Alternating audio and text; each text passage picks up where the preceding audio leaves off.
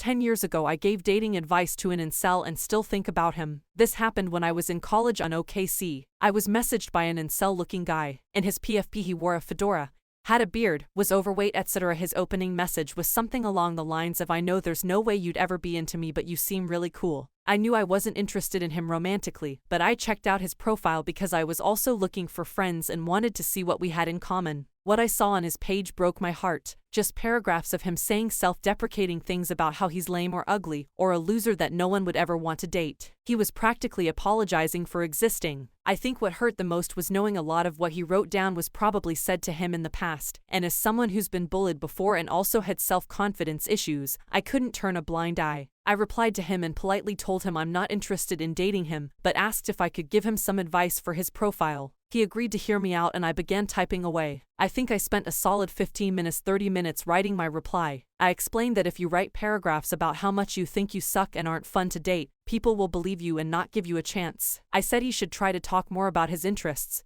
and what he likes to do so that he's more likely to appeal to someone with the same interests and hobbies as him. I emphasized that he should try and put his best foot forward and talk more about his good qualities. Once I clicked send, I waited for his response with bated breath. I don't remember exactly what he said, but it was something along the lines of, "Honestly, I was expecting you to tear me apart and make fun of me, but this sounds genuinely helpful. Thank you." We wished each other luck and never spoke again. It's been over 10 years since that exchange happened and I frequently wonder what happened to him. I've been thinking about him a lot more since the rise of Alpha Bro podcasts and the manosphere. I want to believe he tried working on his self-confidence issues and was able to move forward. But I also know that people online are mean. I know that even if he's on Reddit, the odds of him finding this post are slim to none. But if you're a guy who wore a fedora in Maryland or DC 10 years ago and got online dating advice from a lady who was an art major, I hope you're doing well and I hope you're doing better. I hope you learn to love more about yourself, and I hope you found love too.